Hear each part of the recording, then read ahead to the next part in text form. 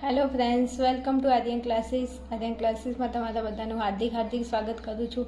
ચલો વિદ્યાર્થીઓ, આપણે ધોરણ 12 તત્વજ્ઞાન ચેપ્ટર 3 અનુમાનના નિયમો ભણીએ છીએ. એમાં આજે આપણે મનોયત્ન 3.1માં પ્રશ્ન નંબર 4 અને એનો દાખલા નંબર 28 આજે આપણે જોવાના છીએ.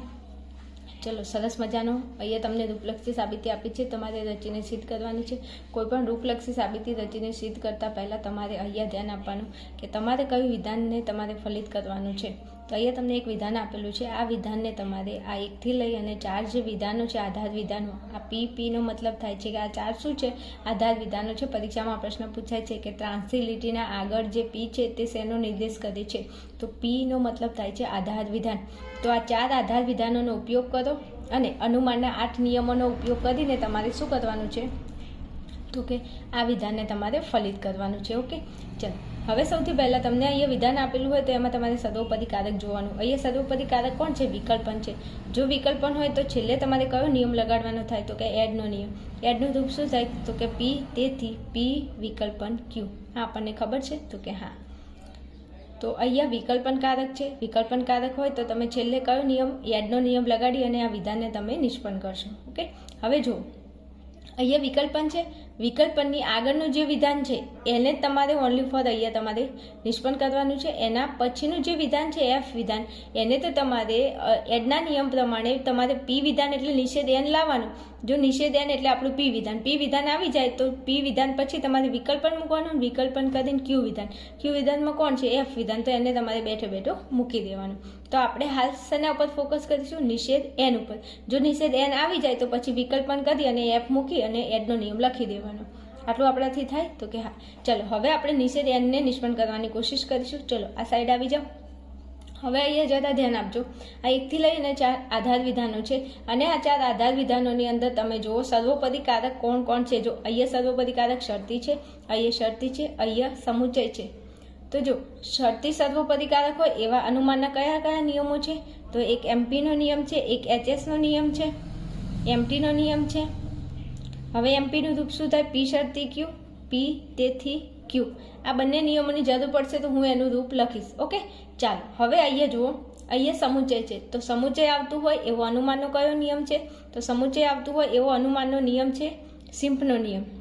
અહીં લખું છું સિમ્પ. તો સિમ્પનું રૂપ શું થાય? તો કે પી સમુચય ક્યુ, તેથી પી, તેથી ને ક્યુ. પી વિધાનની જરૂર હોય પીને નિષ્પન્ન કરો, ક્યુ વિધાનની જરૂર હોય તો ક્યુ વિધાનને નિષ્પન્ન કરીશું. આટલું થઈ જાય પછી શું કરીશું? તો ચલો અહીંયા આવો. જો આ પી સમુચય ક્યુ, આ વિધાન અહીંયા ચોથા નંબરનું આધાર વિધાન છે. હવે આ ચોથા નંબરનું આધાર વિધાન તમને ઉપર કોઈ જગ્યાએ દેખાય છે? જરા નજર કરો તો જો આ પી સમુચય ક્યુ એટલે આ પી સમુચય ક્યુ છે. તો કે હા છે ને. તો પી સમુચય ક્યુ અહીંયા પણ છે. તો હવે પી સમુચય ક્યુની આગળ જો સર્વોપરી કારક કોણ છે? શરતી. હવે શરતી કારક હોય એવો અનુમાનનો મેં અહીંયા એક નિયમ લખેલો છે જેનું નામ છે એમપીનો નિયમ. તમે એમપીનું રૂપ અહીંયા ગોઠવો, જો સેટ થઈ જાય તો આપણો જવાબ આવે છે. તો ચેક કરો તો અનુમાનના એમપીના નિયમ પ્રમાણે પહેલાં પી વિધાન હશે. તો પી વિધાન એટલે આપણું પી સમુચયને ક્યુ, પછી શરતી. તો શરતી ક્યુ વિધાન એટલે આપણું એસ વિધાન. પછી પી વિધાનમાં પી વિધાન કયું છે? પી સમુચય ક્યુ છે. તો પી વિધાન નીચે નિષ્પન્ન થયેલું હોવું જોઈએ. તો જો આ પી સમુચય ક્યુ, આ પી વિધાન આપણું અહીંયા નિષ્પન્ન થયેલું છે. તો હવે આપણે અહીંયા એમપીના નિયમ પ્રમાણે ક્યુ વિધાનને આપણે નિષ્પન્ન કરી શકીએ. અને ક્યુ વિધાનમાં કોણ છે? તો ક્યુ વિધાનમાં એસ છે. તો આપણે 5મા નંબરે અહીંયા એસ વિધાનને નિષ્પન્ન કરી શકીએ. તો કે હા. તો અહીંયા લખો એસ. હવે આ એસ વિધાન આપણે ક્યાંથી લાવ્યું? તો કે 1 નંબર અને આ 4 નંબરના આધાર વિધાન પરથી અને નિયમ એમપીનો. તો લખી દો એમપી. આટલું થઈ ગયું. હવે આપણે 6 નંબરમાં આવો. ચલો હવે એસ આવી ગયો છે.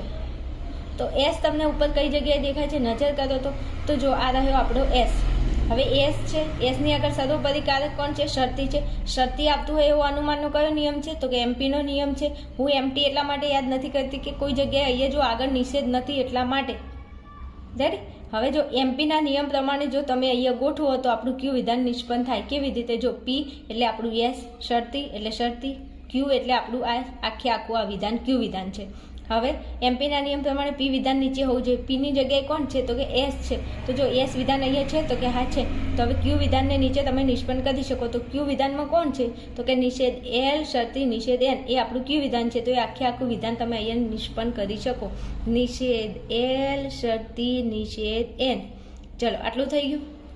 હવે આપણે આ 6થા નંબરનું વિધાન નિષ્પન્ન કર્યું, પણ કયા આધાર વિધાનો પરથી? તો જો અહીંયા આ 2 નંબર લખો, 2 નંબર, 5 નંબર લખો, 5 નંબર, નિયમ તો કે એમપીનો લખી દો એમપી. ચલો આટલું થઈ ગયું. હવે શું કરશું? તો કે 7 નંબરમાં આવો. 7 નંબરની અંદર આપણે કોની જરૂર છે? તો કે નિષેધ એનની આપણે જરૂર છે. તો નિષેધ એનને આપણે લાવવું પડશે. તો કે હા નિષેધ એન છે કે? તો કે આ થઈ જો નિષેધ એન. હવે નિષેધ એન આગળ સર્વોપદી કારક કોણ છે? શરતી છે. તો શરતી છે, તો શરતી આવતો એવો અનુમાનનો કયો નિયમ છે? એમપીનો નિયમ છે. તો જો અહીંયા પી શરતી ક્યુ, તો પી એટલે જો પી એટલે નિષેધ એલ, પછી શરતી છે, શરતીનું શરતી, ક્યુ એટલે આ નિષેધ એન. ઓકે, હવે એમપીના નિયમ પ્રમાણે પી વિધાન હોવું જોઈએ. પી વિધાનની જગ્યાએ કોણ છે? નિષેધ એલ. જો નિષેધ એલ અહીંયા હોય, નિષેધ એલ 7મા નંબરે હોય, તો 8મા નીચે 8 નંબરની અંદર ક્યુ વિધાન તરીકે હું ક્યુ વિધાનને નિષ્પન્ન કરું તો ક્યુ વિધાનમાં છે કોણ? નિષેધ એલ. તો નિષેધ એનને હું લાવી શકું. હવે મારે નિષેધ એન લાવવા માટે જો અહીંથી હું એમપીનો નિયમ લગાડું, મારે જરૂર કોની છે? નિષેધ એનની. પણ નિષેધ એન લાવવા માટે પહેલે તમારે લાવવું કોને પડે? નિષેધ એલને. હવે જો આ નિષેધ એલ અહીંથી તો કોઈ જગ્યાએથી તમે નિષ્પન્ન કરી ના શકો, પણ ઉપર તમે થોડી નજર કરો. જો અહીંયા 3જા નંબરના આધાર વિધાનમાં નિષેધ એલ છે તો કે હા છે. હવે નિષેધ એલની આગળ અહીંયા સર્વોપદી કારક કોણ છે? સમુચય છે. તો જો અહીંયા સમુચયને લગતો મેં નિયમ લખ્યો છે, સિમ્પનો નિયમ. તો કે પી સમુચય ક્યુ, પીની જરૂર હોય પીને નિષ્પન્ન કરો, ક્યુની જરૂર હોય તો ક્યુને નિષ્પન્ન કરો. હવે તમે અહીંયા આવો તો આ નિષેધ એલ આપણે કોની જરૂર છે? નિષેધ એલની. કેમ કે નિષેધ એલ જો અહીંયા આવી જાય તો નીચે નિષેધ એનને આપણે લાવી શકીએ. એટલે પહેલાં કોને લાવીશું? નિષેધ એલને. હવે અહીંયા જો નિષેધ એલ અહીંયા છે તો આ આપણું પી વિધાન, આ પી વિધાન, સમુચયનું આ સમુચય, પછી આ ક્યુ વિધાન, તો આ ક્યુ વિધાન. આપણે કોની જરૂર છે? નિષેધ એલની. તો નિષેધ એલ એટલે આપણું પી વિધાનને નિષ્પન્ન કરો, અને પી વિધાનમાં કોણ છે? નિષેધ એલ. તો કરો નિષેધ એલને નિષ્પન્ન. હવે અહીંયા તમે નિષેધ એલને નિષ્પન્ન કર્યું, પણ કયા આધાર વિધાન પરથી? તો કે 3 નંબરના નિયમ સિમ્પનો લખી દો સિમ્પ.